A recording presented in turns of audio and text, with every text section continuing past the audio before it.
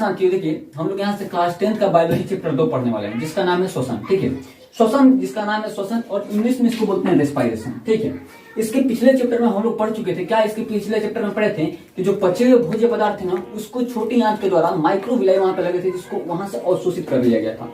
उस हुए अवशोषित भोज्य पदार्थ का होता क्या है, कैसे उससे हमको ऊर्जा मिलता है, कैसे उससे हमको एनर्जी फील होता है, उसको आइए इस चैप्टर में पढ़ना है। ठीक है, देखिए सबसे पहले क्या होता है, जो भी हम लोग खाना खाए थे वो पचे हुए भोज्य पदार्थों का आंशिक विखंडन होता है। जैसे यहाँ पे लिखते हैं पचे हुए भोज्य पदार्थ का मतलब पचे हुए भोज्य पदार्थ का आंशिक विखंडन होगा। पचे हुए भोज्य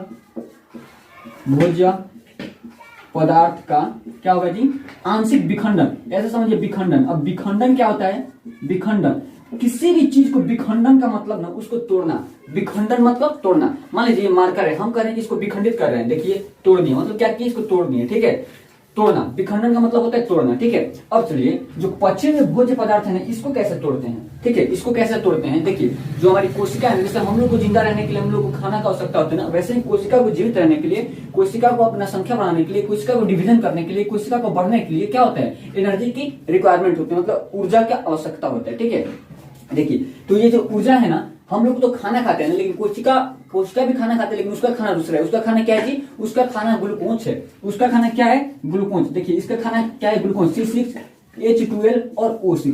इसको क्या करती है, वो तोड़ती है। ग्लूकोज को कोशिका क्या करती है, तोड़ देती है। ठीक है, और तोड़ के इससे अपना क्या बनाती है, ग्लूकोज से बना लेती है अपना ऊर्जा, फ्यूल, ईंधन। क्या इसको बोल सकते हैं, ईंधन। ईंधन या फिर फ्यूल बनाती है, ईंधन या फिर फ्यूल बनाती है कोशिका। ठीक है, अगर क्वेश्चन आ जाए कि कोशिका का ईंधन किसे कहा जाता है, तो आप लोग क्या बताइए, कोशिकीय ईंधन किसे कहते हैं, तो इसका आंसर होगा कोशिकीय ईंधन ग्लूकोज को कहते हैं। कोशिकीय ईंधन किसको कहेंगे जी, ग्लूकोज को कहेंगे। चलिए ये ऑब्जेक्टिव में क्वेश्चन आता है, इसको याद कर लीजिएगा। ठीक है, कोशिकीय ईंधन किसे कहते हैं, ग्लूकोज को। अब सुनिए, लेकिन ये जो ग्लूकोज है ना, कैसे टूटता है, ग्लूकोज कैसे टूटता है, तो जब हम लोग सांस लेते हैं ना, सांस लेते हैं तो ऑक्सीजन को इंटेक करते हैं, मतलब ऑक्सीजन को अपने शरीर के अंदर ले जाते हैं। ठीक है, ये ऑक्सीजन क्या करता है ना, ये ऑक्सीजन इस ग्लूकोज के साथ जुड़ के ग्लूकोज को तोड़ देता है और तोड़ के ऊर्जा बना लेता है। ठीक है, देखिए हम क्या बोल रहे हैं, हम बोल रहे हैं कि जब हम लोग सांस लेते हैं तो उस समय ऑक्सीजन को हम लोग इंटेक करते हैं। इंटेक करने का मतलब अंदर लेते हैं। ठीक है, और वो ऑक्सीजन ग्लूकोज को क्या करता है, खंडित कर देता है, तोड़ देता है, और तोड़ के क्या बनाता है जी, तोड़ के बना देता है ऊर्जा, जल और क्या बनाता है, ऊर्जा ही बनाता है, और कुछ नहीं बनाता है। ठीक है, देखिए जैसे ये हमारा ग्लूकोज हो गया, ये क्या हो गया, ग्लूकोज। C6H12O6 ग्लूकोज का फॉर्मूला होता है। ये फॉर्मूला आप लोग याद कर लीजिएगा, ये एग्जाम में कभी पूछ देता है। ठीक है, C6H12O6। ठीक है, अब देखिए ये ऑक्सीजन की उपस्थिति में टूटता है। हम क्या बोले थे जी, जो बचे हुए भोज्य पदार्थ होते हैं, जो ये ग्लूकोज होते हैं, उसको कौन तोड़ता है, ऑक्सीजन की उपस्थिति में वो टूट जाते हैं, बोले थे ना। देखिए ऑक्सीजन की उपस्थिति में, और एंजाइम भी, कुछ इसमें एंजाइम भी मदद करते हैं, इसको तोड़ने में कुछ एंजाइम भी मदद करते हैं। ये ऑक्सीजन की उपस्थिति में टूट जाता है। हम किसमें बोले कैसे टूटता है, ये जल में टूट जाता है। देखिए जल में H2O और CO2। देखिए जब हम लोग सांस लेते हैं तो ऑक्सीजन लेते हैं, लेकिन जब छोड़ते हैं तो कार्बन डाइऑक्साइड छोड़ते हैं ना। देखिए वही CO2 है, यहीं से CO2 रिलीज होता है। ये CO2, ये रहा जल, और ये ATP, 29 ATP। अब सोच रहे हैं आप लोग सर ये ATP क्या होता है, ATP होता क्या है। देखिए जो कोशिका है ना, जो अपना ऊर्जा बनाती है, जो अपना खाना बनाती है, उसको जब संचित करती है, मतलब स्टोर करती है, जिस फॉर्म में उसको स्टोर करते हैं उसको बोलते हैं ATP। क्या बोलते हैं, ATP। देखिए ATP, इसका फुल फॉर्म क्या होता है sir, adenosine triphosphate, adenosine triphosphate. ATP का फुल फॉर्म क्या होता है, एडिनोसिन ट्राइफॉस्फेट। देखिए ये रहा ग्लूकोज ऑक्सीजन की उपस्थिति में टूट जाता है। इसमें काम कौन करते हैं, एंजाइम करता है। ठीक है, और क्या बनाता है, कार्बन डाइऑक्साइड और जल बना देता है, और क्या बना पाता है, ऊर्जा बनाता है। इसी एटीपी को हम लोग ऊर्जा भी कहते हैं। इसी एटीपी को हम लोग क्या कहेंगे, ऊर्जा कहेंगे। ध्यान दीजिएगा, इसी एटीपी को हम लोग ऊर्जा कहते हैं। ऊर्जा को जिस फॉर्म में, जिस अवस्था में कोशिका क्या करती है, अपने अंदर संचित रखती है, उसको बोलते हैं एटीपी। समझ आया, एटीपी किसको बोलेंगे, एटीपी का फुल फॉर्म क्या होता है, एडिनोसिन ट्राइफॉस्फेट। इतना बात अगर समझ में आ गया हो तो हम लोग चीजों को आगे बढ़ा सकते हैं। ठीक है, अब सुनिए श्वसन कहते किसे हैं। ठीक है, श्वसन, इतना तो हम लोग चीजें पढ़ रहे हैं, लेकिन श्वसन रियल मीनिंग कहते किसको है, ध्यान से सुनिएगा, लिखने में आपको काम है।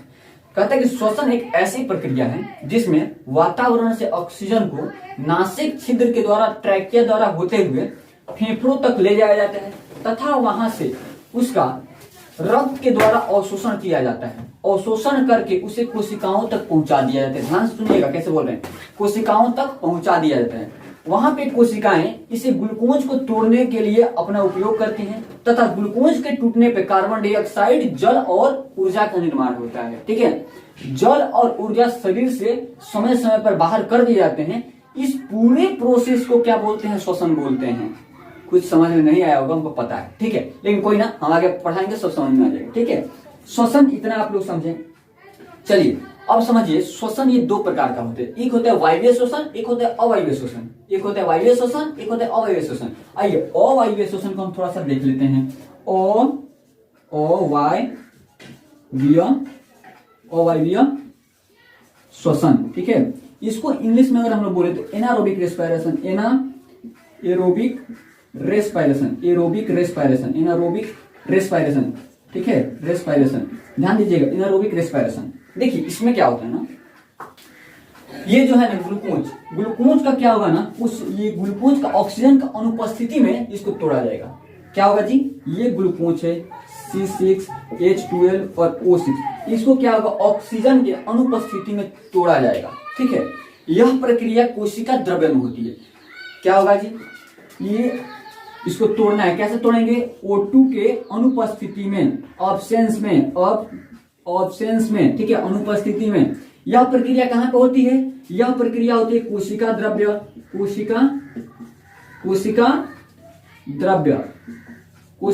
में। यह प्रक्रिया कहां पे होती है, कोशिका द्रव्य में। ध्यान दीजिए एक एक टॉपिक के, ये ऑक्सीजन की अनुपस्थिति में इसको तोड़ा जाएगा। यह प्रक्रिया कहां पे होती है, कोशिका द्रव्य में होती है। ठीक है, इससे जो होता है ना, कम ऊर्जा बनता है। इससे कितना कम ऊर्जा बनता है जी, ठीक है, इससे मात्र 2 एटीपी बन पाता है, 2 ATP। इससे कितना 2 एटीपी बन पाता है, मतलब कम ऊर्जा। ठीक है, कम ऊर्जा बन पाता है, 2 ही एटीपी बन पाते हैं। ठीक है, ये चीज आप समझ गए। और समझिए, ये जो ग्लूकोज है ना, ये देखिए 6 कार्बन के अणु है। अणु जैसे देखिए, ये कार्बन में कितना अणु है जी, 6 कार्बन है ना, देखिए यहाँ पे देखिए लिखे हैं 6 कार्बन के अणु है। ये 6 कार्बन के अणु कैसे टूटते हैं, ये टूट के बना लेते हैं पायरुवेट तथा एटीपी। ये टूट के क्या बनाते हैं, पायरुवेट। अब आपको कंफ्यूजन, सर ये पायरुवेट क्या है, देखिए पायरुवेट बनाते हैं कैसे, ये 6 कार्बन के अणु है ना, 3 कार्बन में टूट जाएंगे, 3 कार्बन में टूटेंगे। कैसे टूटते हैं 3 कार्बन में, आइए देखते हैं। CH3CO ऐसे देखिए, एक कार्बन यहाँ पे, दूसरा कार्बन यहाँ पे, तीसरा कार्बन यहाँ पे। देखिए 3 कार्बन में टूट गया कि नहीं, ये 6 कार्बन वाला जो अणु था, ये 3 कार्बन में टूट गया ना। तो यही बोलता है कि ये जो अवायवीय श्वसन होता है, एनारोबिक रेस्पिरेशन, ये 6 कार्बन के अणु यहाँ पे लिख रहे हैं, देखिएगा 6 कार्बन के अणु जो होते हैं, कितना कार्बन में टूट गया जी, 3 कार्बन अणु में टूट जाते हैं, 3 कार्बन अणु में टूट जाते हैं। 6 कार्बन वाले अणु जो होते हैं, 3 कार्बन के अणु में टूट जाते हैं। ये समझ में आया, मतलब जो ग्लूकोज में 6 कार्बन है ना, ये 3 कार्बन वाले टूट गए। देखिए 1 2 3, ठीक है, और यही चीज को बोलते हैं हम लोग पायरुवेट। इसी चीज को हम लोग बोल देते हैं पायरुवेट। ठीक है, अब सुनिए, ये था वायवीय अवायवीय श्वसन। ठीक है, इसमें क्या क्या हम लोग पढ़े, यह प्रक्रिया कहाँ पे होती है, यह प्रक्रिया कोशिका द्रव्य में होती है। ठीक है, यह ऑक्सीजन की अनुपस्थिति में होता है, इसमें 2 एटीपी का निर्माण हो पाता है। ठीक है, और क्या पढ़े, इसमें 6 कार्बन वाले जो ये ग्लूकोज है, ये 3 कार्बन के अणु में टूट जाते हैं, जिसको हम लोग क्या बोलते हैं, पायरुवेट बोलते हैं। ठीक है, आप समझिए ये पायरुवेट का होता क्या है। तो देखिए जो पायरुवेट है ना, पायरुवेट को हम लोग क्या करेंगे ना, ऑक्सीजन की अनुपस्थिति में, पायरुवेट होता है ना जो ऑक्सीजन की अनुपस्थिति में अपने आप को बदल लेता है। किसमें बदल लेता है जी, ये इथेनॉल और CO2 में बदल लेता है। देखिए हम क्या बोलना चाह रहे हैं, देखिए ध्यान सुनिए, ये जो पायरुवेट है, हम लिख रहे हैं पायरुवेट, ये ऑक्सीजन की अनुपस्थिति में अपने आप को चेंज कर लेता है 2 फॉर्म में। किसमें इथेनॉल और CO2 में। कौन चेंज कर लेते हैं अपने आप को, ये पायरुवेट इथेनॉल और CO2 में बदल लेते हैं। कब, ऑक्सीजन की अनुपस्थिति में। और यही प्रक्रिया किण्वन कहलाती है। देखिए किण्वन हम लिख देते हैं यहाँ पे, जो पायरुवेट है ना, पायरुवेट बदल जाते हैं, पायरुवेट बदल जाते हैं। किसमें बदल जाते हैं जी, ये बदल जाते हैं इथेनॉल और CO2 में। कब बदल जाते हैं, ऑक्सीजन के मतलब O2 के अनुपस्थिति में, अनुपस्थिति में। और यह प्रक्रिया क्या कहलाती है? किण्वन कहलाती है। किण्वन समझ में आया कि नहीं आया? चलिए नहीं आया तो कमेंट करिएगा, फिर से बताया जाएगा, ठीक है। अब सुनिए, किण्वन हो गया। अब देखिए अब क्या होता है ना, ये था अवायवीय शोषण, ठीक है, अवायवीय शोषण ये था। इसमें एक टॉपिक और है, देखिए जब हम अवायवीय शोषण में थोड़ा सा भी ऑक्सीजन नहीं मिल रहा था कोशिका को, नहीं मिल रहा था, अब देखिए थोड़ा सा ऑक्सीजन दीजिए उसको, क्या करिए, थोड़ा सा ऑक्सीजन दीजिए।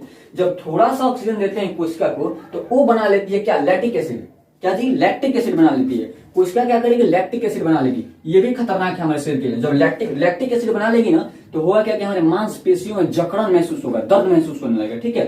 देखिए ये जो लैक्टिक एसिड है, आपको दिखाई दे रहा है यहाँ पे, ये लैक्टिक एसिड ये हमारे मांसपेशियों में जकड़न महसूस करता है। क्या करता है जी? मांसपेशियों में जकड़न महसूस करवाने लगता है। कौन? लैक्टिक एसिड मांसपेशियों में जकड़न फील करवाने लगता है। ये समझ में आया लैक्टिक एसिड क्या करता है? चलिए अब बचता है वायवीय शोषण। इतना देर तक हम लोग अवायवीय शोषण पढ़ रहे थे जहां पे ऑक्सीजन की उपस्थिति नहीं थी, ठीक है। अब सुनिए वायवीय शोषण क्या कहता है। वायवीय शोषण कहता है ना कि ग्लूकोज जो है ना उसको इस तरीके से तोड़ा जाएगा कि उसमें ऑक्सीजन की उपस्थिति रहेगी। ऑक्सीजन की उपस्थिति वायवीय शोषण में रहती है, ठीक है। देखिए कहां पे बताते हैं, यहां बताते हैं वायवीय शोषण को, ठीक है, थोड़ा सा हो जाएगा। वायवीय शोषण, वायवीय शोषण, देखिए इसका क्या होता है? ऑक्सीजन की उपस्थिति में क्रिया होती है। देखिए यहाँ से अंतर भी क्लियर हो जाएगा, आप लोग अंतर खुद से लिखिएगा, हमने लिखवाएंगे, ठीक है। वायवीय शोषण ये क्या होता है जी? ऑक्सीजन की उपस्थिति में होता है, मतलब O2 के उपस्थिति में, ठीक है। पहला काम ये हो गया। दूसरा क्या होता है? ये माइटोकॉन्ड्रिया में होता है। ये कहां पे हो रहा था जी? कोशिका द्रव्य में, लेकिन ये चीज कहां पे होता है? माइटोकॉन्ड्रिया में। माइटोकॉन्ड्रिया लिख लीजिएगा, बोर्ड पे पता नहीं दिख रहा हो कि नहीं, माइटोकॉन्ड्रिया, ठीक है। दो चीज हुआ, इसमें कम ऊर्जा बना था। कितना एटीपी बना था? मात्र 2 एटीपी बना था, लेकिन इसमें 38 एटीपी बन जाता है। कितना जी? 38 एटीपी बनता है। किसमें ज्यादा ऊर्जा बना? इसमें 2 इसमें 38 इसमें ज्यादा बना, जाहिर सी बात है, ठीक है। तो वायवीय शोषण में ज्यादा ऊर्जा बनता है। यह प्रक्रिया O2 की उपस्थिति में होती है, यह माइटोकॉन्ड्रिया में होती है। इतना सारा चीज हम लोग लिख सकते हैं। ये रहा अंतर वायवीय शोषण और अवायवीय शोषण में। और शोषण भी आपको उम्मीद समझ में आया होगा, और कैसे पचीय भोज्य पदार्थ के ग्लूकोज को कैसे तोड़ के हम लोग उसका एनर्जी बना रहे थे, ठीक है। उम्मीद है ये सारी बातें समझ में आई होगी। देखिए अगर समझ में आया हो तो इस मेहनत के लिए एक लाइक और एक सब्सक्राइब कर दीजिएगा। बाकी रहा बात पीडीएफ का कि सर यहाँ इसका पीडीएफ कहाँ मिलेगा, तो डिस्क्रिप्शन के नीचे व्हाट्सएप ग्रुप का लिंक दिया गया, वहां से टच करके ग्रुप में ज्वाइन हो जाइए। वहां पे हम लोग हर एक वीडियो के लेक्चर के बाद उसका पीडीएफ अपलोड करते रहते हैं। जैसे आप कोचिंग में नोट्स लिखते हैं ना, सेम वैसे ही नोट्स लिख के हम लोग डाल देते हैं, ठीक है। और ये मतलब पूरा सिलेबस पढ़ाया जा रहा है क्लास 10th का, आप लोग ग्रुप में ज्वाइन हो सकते हैं। चलिए तब तक के लिए thank you, all the best.